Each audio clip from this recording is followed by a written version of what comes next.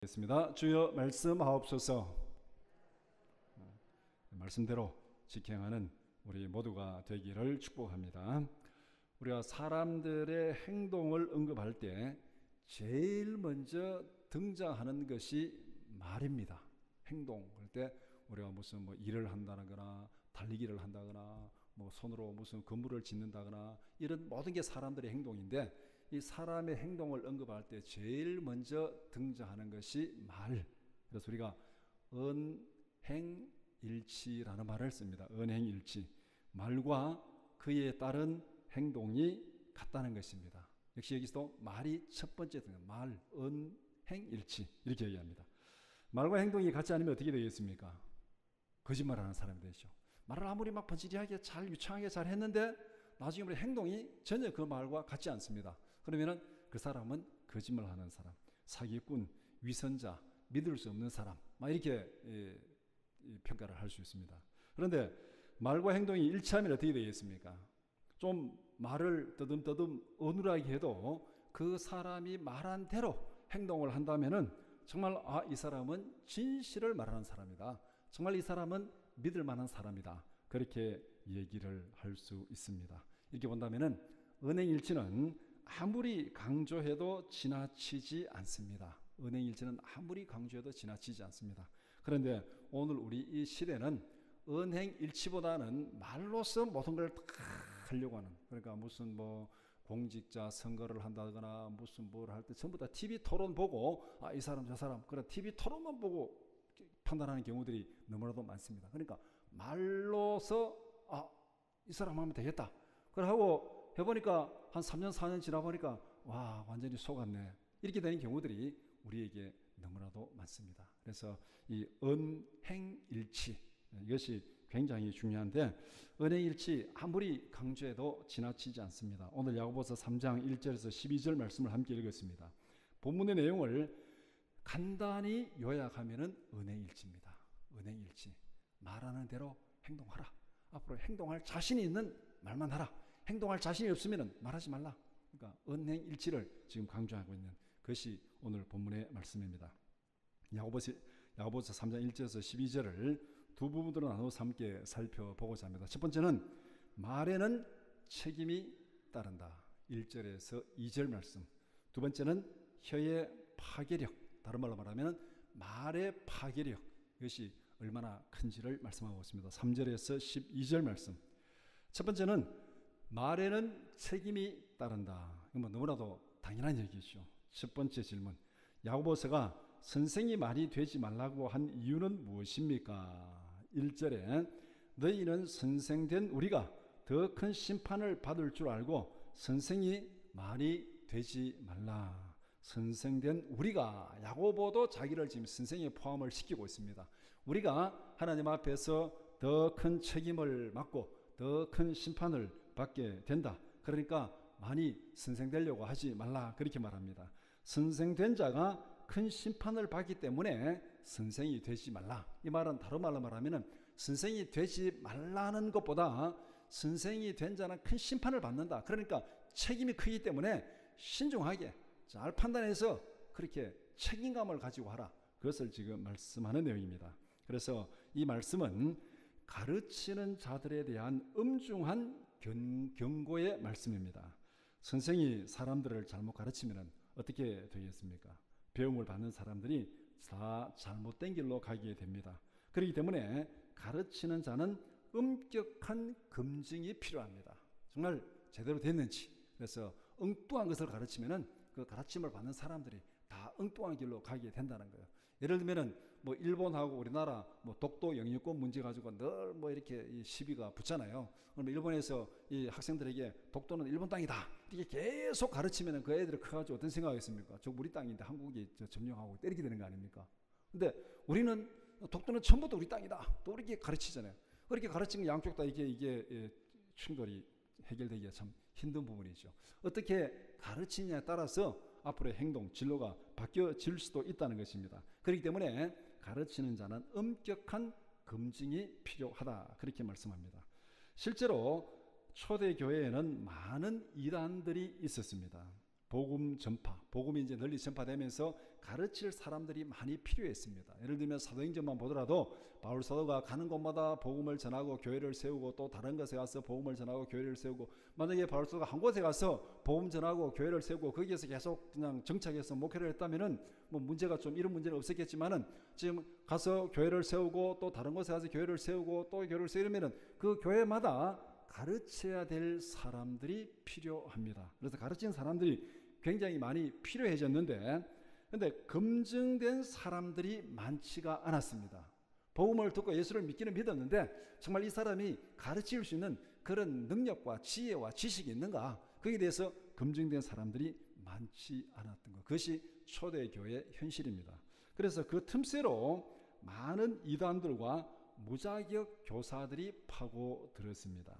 이단들과 무자격 교사들이 교회를 혼란에 빠뜨린 것입니다. 그래서 초대교회에 많은 이단들이 있었고, 특별히 또 갈라디아에서 보면은 또 유대인들, 유대주의자들이 와가지고 예수를 믿어도 할례를 받아야 된다, 할례 받지 못하면 구원받지 못한다, 이런 걸 가르치고, 이러다 보니까 이 검증되지 않은 그런 교사들이 많이 있었기 때문에 자기 생각대로 막 가르치다 보니까 이게 교회가 굉장히 혼란에 빠지는, 그것이 초대교회 당시의 현실이었습니다. 야고보는 이런 잘못된 교사들에게 엄중히 경고하고 있습니다. 함부로 가르치지 말라. 선생된 자에게는 엄중한 책임이 따르고 심판이 따른다. 그러니까 함부로 나서가지고 가르치지 말아라. 자격도 안 되는데, 실력도 안 되는데 그렇게 하지 말아라. 이걸 지금 경고하고 있습니다. 야고보의 경고는 예수님의 경고와도 맥을 같이 합니다. 마태복음 18장 6절 말씀 같이 보겠습니다. 누구든지 나를 믿는 이 작은 자 중 하나를 실족하게 하면 차라리 연자 맷돌이 그 목에 달려서 깊은 바다에 빠뜨려지는 것이 나으니라. 이게 무슨 얘기입니까? 가르치는 자가 잘못 가르쳤어. 이 사람들을 잘못 인도하면은 차라리 목에다가 맷돌 달아서 바다에 던지는 게 낫다. 이걸 무엇을 얘기합니까? 가르치는 자는 이만큼 책임이 따른다. 중요하다. 그렇기 때문에 가르치는 자는 신중하게 가르쳐야 되고, 또 이렇게 막 무자격자들이, 막 이단들이 함부로 나서가지고 조심해라. 하나님께서 거기에 대해서 엄중히 심판하신다고 그렇게 경고하고 있습니다.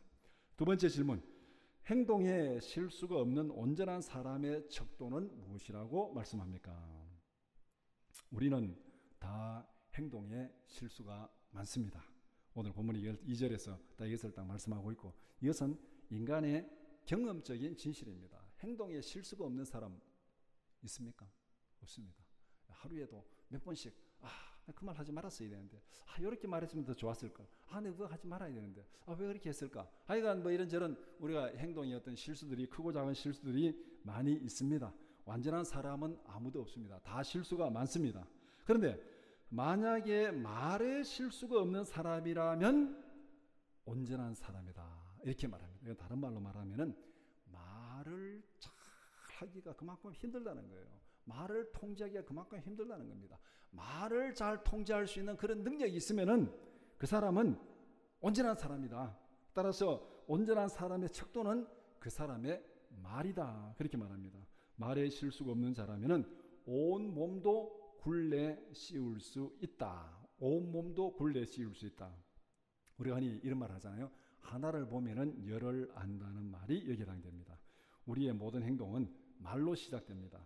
말에 실수가 많으면은 다른 행동은 볼 것도 없습니다. 막 얘기해서 막 히트말, 이 말, 저 말 하고 막 말하는 것이 뭐 여러 가지 문제를 많이 일으키면은 나머지는 뭐 별로 볼 것도 없는 것이죠.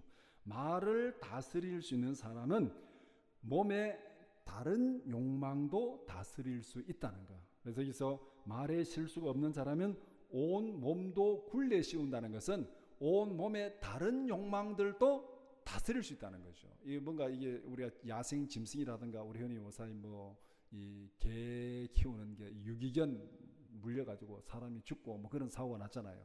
이 개를 몰고 나갈 때는 꼭 이게 목줄을 해가지고 이게 통제가 되도록 해서 나가야 되는데 굴레를 씌운 거잖아요. 그러니까 개가 다른 데로 막 가고 싶어도, 다른 사람을 공격하고 싶어도 내가 줄을 딱 짜고 당기면 공격을 못 하는 거죠. 여기 굴레를 씌우는 겁니다. 그렇다면 말에 실수가 없는 자는 우리 몸에 여러 가지 욕망들이 많이 있는데 그 욕망들도 다 굴레 씌우고 통제할 수 있는 자제력이 그에게 있다, 이런 말입니다. 그래서 말에 실수가 없다면은 온 몸도 든든히 세울 수 있다. 그리고 이렇게 보면은 1절은 선생이 되지 말라, 교회 공동체에 관계된 얘기였고, 2절은 말에 실수하지 말라, 우리 몸에 관계되는 얘기고, 이게 그러면 별개의 얘기냐? 이 둘을 같이 연결시키고 있습니다. 그래서 오늘 이 본문의 1절과 연결해서 공동체에 적용을 시킵니다. 우리의 몸에 있는 혀는 조그마한 한 부분인데 이게 몸 전체를 굴려씌우는 거예요. 그러면은 우리 교회라는 공동체, 이 공동체에 혀와 같은 역할을 하는 사람이 누구냐면 1절에서 말하는 선생된 자입니다. 선생된 자, 말로서 가르치는 선생된 자. 그래서 이 선생된 자가 함부로 제대로 못하면은 교회 전체가 힘들어지는 그런 모습.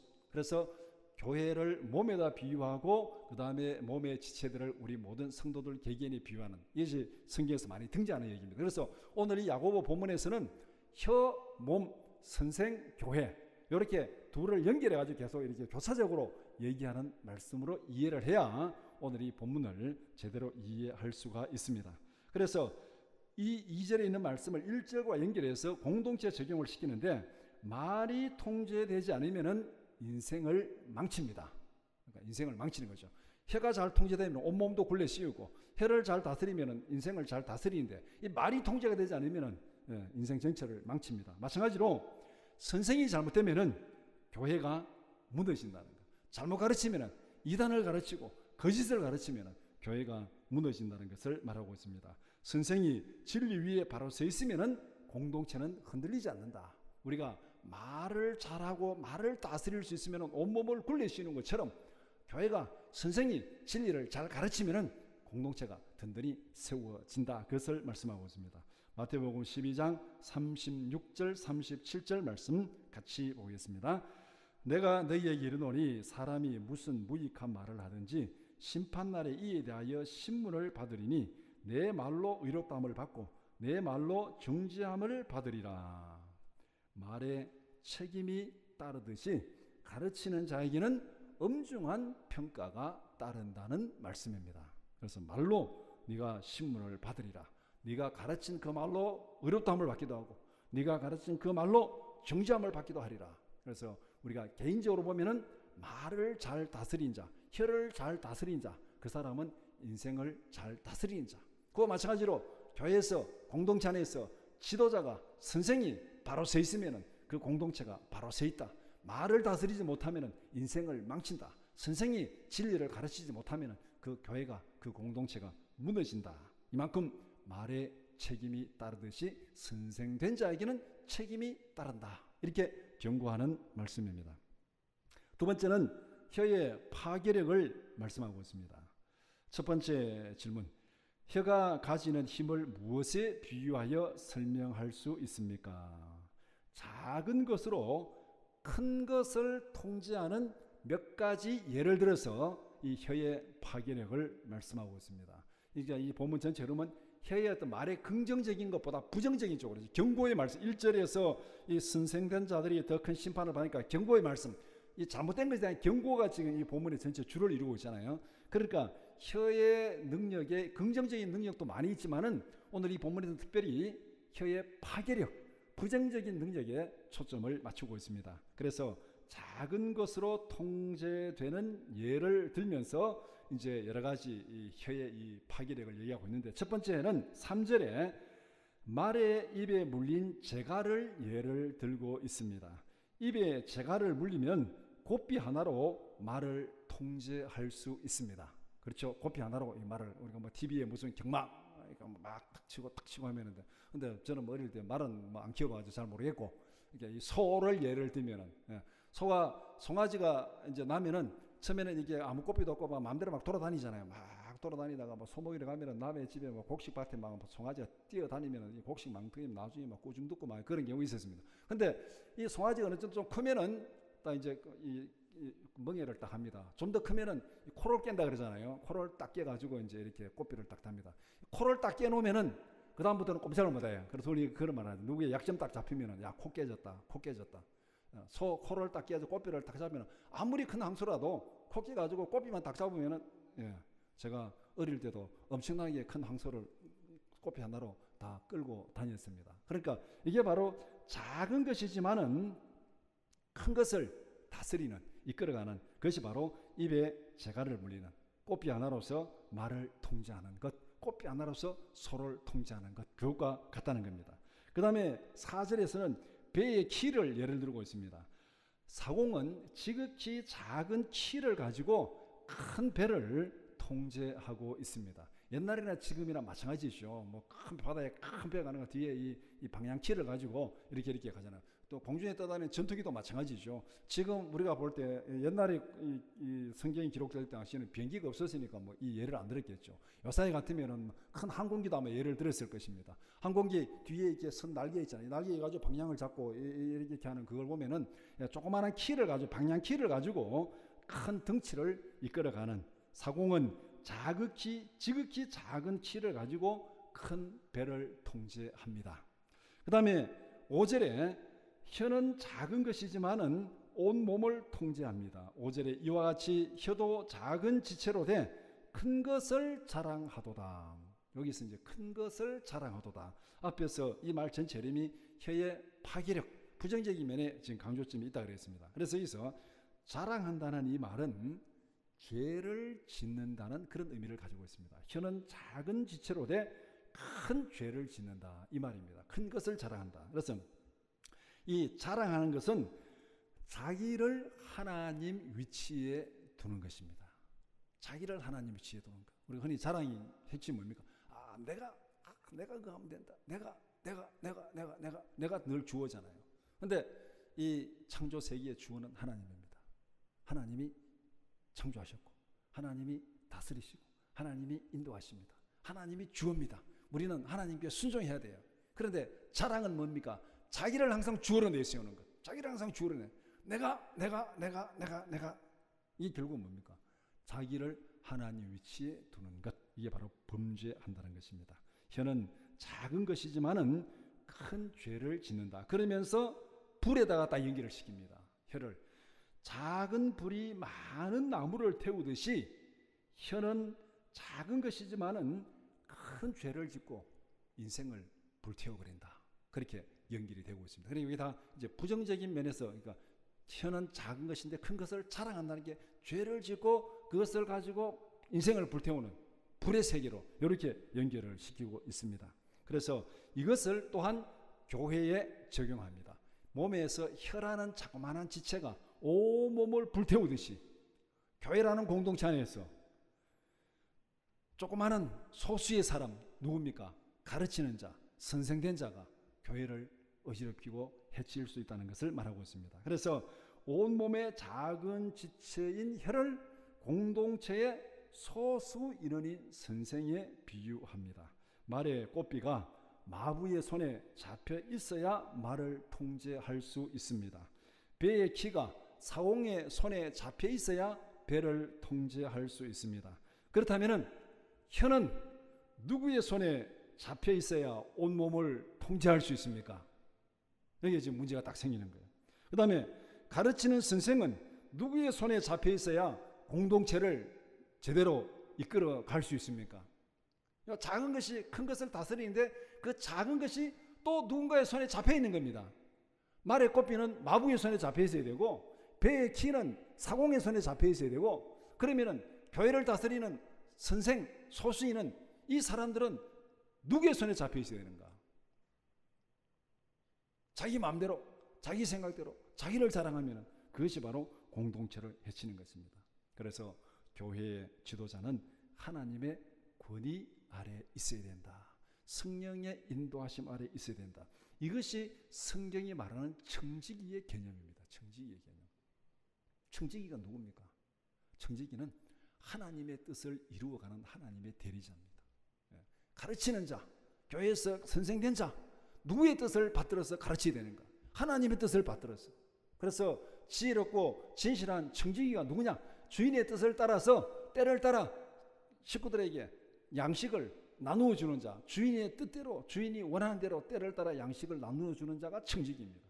그렇기 때문에 교회의 지도자, 선생은 하나님의 손에 잡혀 있어야 된다. 하나님의 마음을 대변하는 자가 청직입니다. 그래서 작은 지체가 말꽃피는 마부에게, 배의 키는 사공에게, 혀는 하나님께, 교회의 지도자는 하나님의 손에 잡혀 있을 때 그 공동체가 온전히 세워진다고 말씀합니다. 이것이 바로 그 혀의 파괴력을 방지하는 방법입니다. 방지하는 방법. 두 번째 질문. 혀가 가지는 파괴적인 힘은 어디에서 오는 것입니까?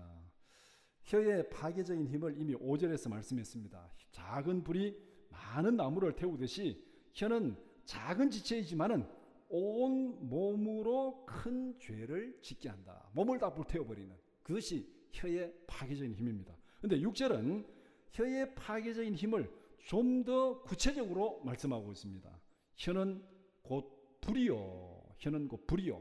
그 다음에 불의의 세계다. 불의 세계가 아니고 불의의 세계, 죄악의 세계다. 혀는 불이고, 혀는 불이고, 혀는 죄악의 세계고, 혀는 불법의 세계다. 그렇게 얘기합니다. 혀는 우리 지체 중에서 온 몸을 더럽힌다. 혀는 삶의 수레바퀴를 불사른다. 인생을 파괴시키는 혀의 파괴력은 지옥불에서 오는 것이다. 그렇게 말합니다. 이 혀의 파괴력이 어디서 오는가? 지옥불에서 온다. 불이 죄악, 지옥에서 오는 것이다. 그렇게 얘기합니다. 파괴적인 힘의 근원이 어디인지를 분명히 말씀합니다. 혀의 파괴적인 힘은 지옥에서 나오는 것이다. 혀가 사탄의 지배 아래 있으면은 온 몸을 파괴시킵니다. 사탄의 지배 아래 있는 거짓 교사가 교회를 해치고 파괴시킵니다. 이게 이렇게 연결되는 거예요. 혀는 불의 세계고 악의 세계고, 그러면은 교회를 어지럽히는 이단 거짓 교사, 이는 어디에서 온 것이냐? 사탄의 하수인들이다. 사탄에서 온 것이다. 사탄의 하수인이다. 이렇게 지금 연결을 시키고 있습니다. 그래서 하와는 사탄의 거짓말에 속아서 범죄했습니다.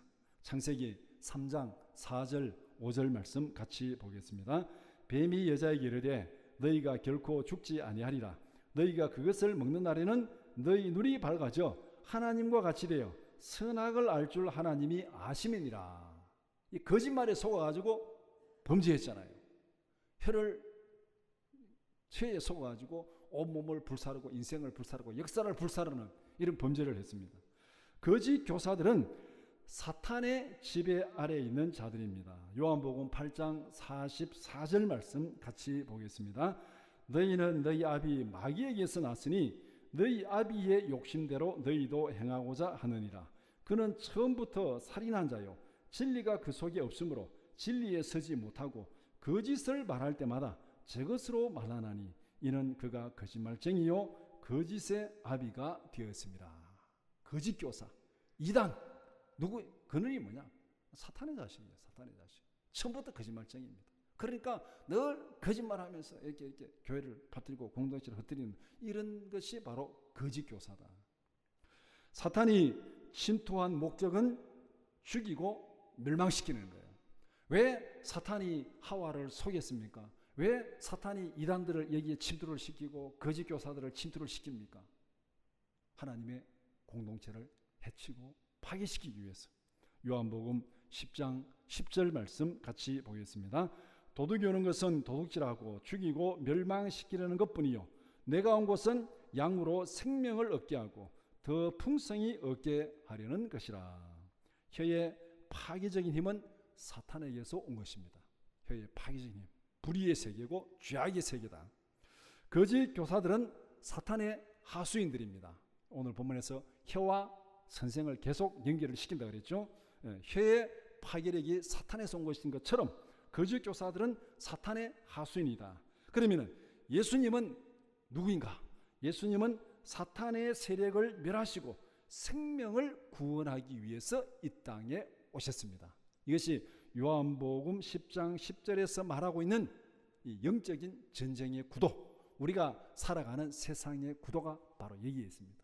사탄이 침투해가지고 도적질하고 멸망시키고 그렇게 죽이고 이렇게 하려고 하면 계속 거짓을 침투시키는데 이 침투한 사탄의 거짓 세력을 제거하고 몰아내는 그 역할이 누구에게 있냐? 예수님에게 있습니다. 예수님이 오셔가지고 사탄의 도둑을 다 몰아내고 양들로 하여금 생명을 얻고 더 풍성히 얻게 하는 것, 이것이 바로 우리가 이 땅에서 살아가는 영적 전쟁의 구도입니다. 지금 우리 주위에는 수많은 거짓 교사들, 이단들, 사탄에게 쏜 사탄의 하수인들이 많이 있습니다. 이 거짓과 이단들, 사탄의 하수인들 가운데서 우리를 지키시는 것은 바로 예수 그리스도 성령이 우리를 지켜주시는 것입니다. 세 번째 질문, 사람이 길들이기에 가장 힘든 것은 무엇이라고 말씀합니까? 사람은 세상을 다스리는 청지기로 지음을 받았습니다. 하나님으로부터 모든 것을 다스리는 권세를 부여받았습니다. 창세기 1장 26절 말씀 같이 보겠습니다.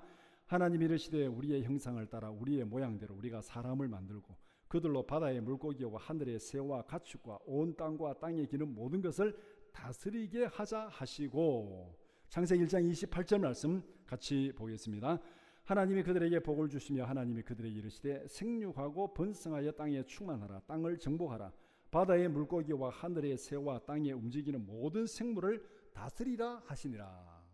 인간은 처음부터 이렇게 다스리는 권세를 하나님께서 주셨고 우리가 받았습니다.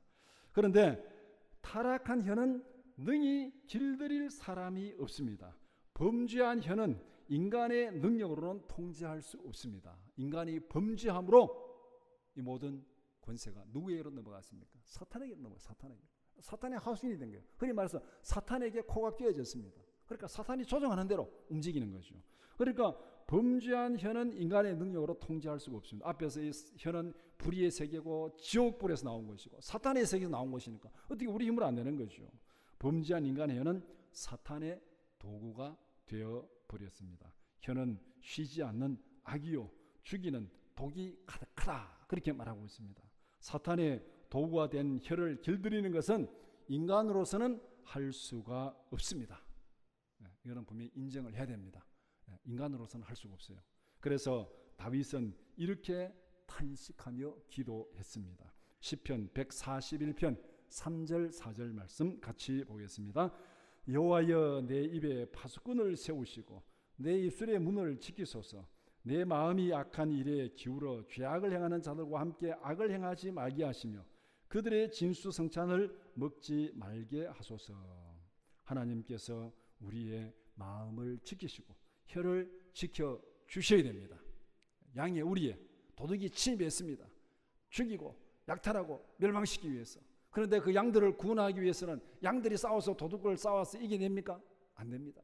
예수님이 오셔서 그 도둑을 몰아내고 양들로 하여금 생명을 얻고 더 풍성히 얻게 하는 것. 그렇기 때문에 이 사탄의 영향력에 들어간 이 혀를 길들이는 것은 우리의 힘으로 되지 않습니다. 예수님의 능력으로, 성령의 능력으로 우리를 지켜주실 때만 가능하다는 것입니다. 네 번째 질문, 혀의 모순된 이중성을 어떻게 설명할 수 있습니까?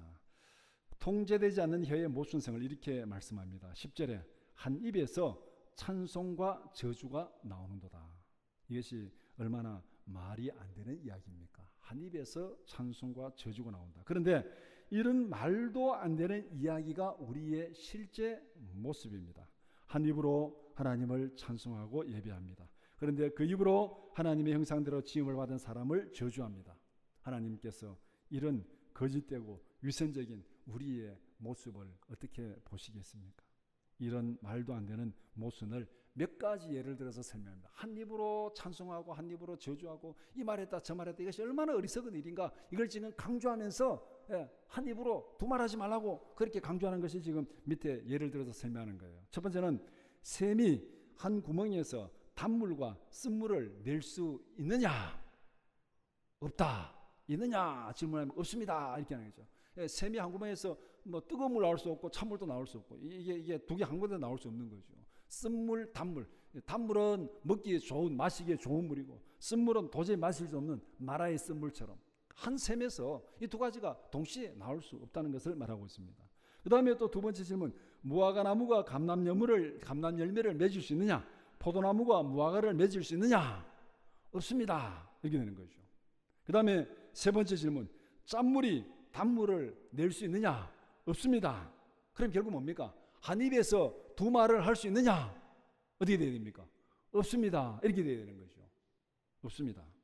하나의 근원에서 서로 다른 두 종류가 나올 수 없다는 것입니다. 입으로 나오는 말도 마찬가지입니다. 누가복음 6장 44절에서 45절 말씀 같이 보겠습니다. 나무는 각각 그 열매로 아나니 가시나무에서 무화과를 또는 찔레에서 포도를 따지 못하느니라. 선한 사람은 마음에 쌓은 선에서 선을 내고 악한 자는 그 쌓은 악에서 악을 내나니 이는 마음에 가득한 것을 입으로 말함이니라. 말은 마음에서 나오는 것입니다. 그만큼 마음을 거룩하게 하고 혀를 잘 사용하라. 그것을 경고하고 있습니다. 이것이 오늘 본문의 결론입니다. 말에 조심하라. 말에 조심하라. 이 말은 마음에서 나오는 것이다. 그렇기 때문에 마음을 거룩하게 해서 혀를 잘 사용하라. 사탄의 도구로 사용하지 말고 하나님의 도구로 사용하라. 이것이 오늘 본문의 결론입니다. 말씀을 정리해 봅시다. 우리는 다 실수가 많은 사람들입니다. 말에 실수가 없는 사람은 온전한 사람입니다. 말에 실수가 없는 온전한 사람이 되라고 격려하고 경고하는 말씀이 오늘 본문이에요. 말을 함부로 하지 말고 말에 실수가 없는 온전한 거룩한 사람이 되라. 그러면 어떻게 말에 실수가 없는 온전한 사람이 될 수 있습니까? 온전한 말을 하려면은 말의 근원을 잘 살펴보아야 됩니다. 나쁜 나무가 좋은 열매를 맺을 수 없습니다. 좋은 나무가 나쁜 열매를 맺을 수 없습니다. 나무는 열매로 알 수 있습니다. 마찬가지로 그 사람의 됨됨이는 말로 알 수 있습니다. 말은 마음에서 나온다 그랬습니다. 그러면은 악한 마음에서 선한 말이 나올 수가 없습니다. 나쁜 나무가 좋은 열매를 맺을 수 없는 것처럼 악한 마음에서 선한 말이 나올 수 없습니다. 선한 마음에서 악한 말이 나올 수도 없습니다. 그러니까 말을 잘하기 위해서는, 거룩한 말을 하기 위해서는 어떻게 되겠습니까? 우리의 마음이 발라야 되고 마음이 거룩해야 됩니다. 온전한 말을 하기 위해서는 먼저 마음이 온전하게 되어야 된다는 것입니다. 예레미야 17장 9절 말씀 같이 보겠습니다. 만물보다 거짓되고 심히 부패한 것은 마음이라. 누가 능히 이를 알리오마는. 이 타락한 혀, 타락한 마음, 인간이 길들일 수 없습니다. 우리의 마음이 부패했는데 이거 누가 알겠습니까? 길들일 수 없습니다. 에스겔 36장 26절 27절 말씀 같이 보겠습니다. 또 새 영을 너희 속에 두고 새 마음을 너희에게 주되 너희 육신에서 굳은 마음을 제거하고 부드러운 마음을 줄 것이며 또 내 영을 너희 속에 두어 너희로 내 율례를 행하게 하리니 너희가 내 규례를 지켜 행할지라. 말을 거룩하게 하려면 마음을 거룩하게 되고 마음을 거룩하게 하려면 누가 하는 겁니까? 하나님이 성령을 우리 안에 주셔야 됩니다. 성령을 주셔야 됩니다. 성령이 우리의 마음을 다스리는 온전한 거룩한 성도들이 되기를 축복합니다.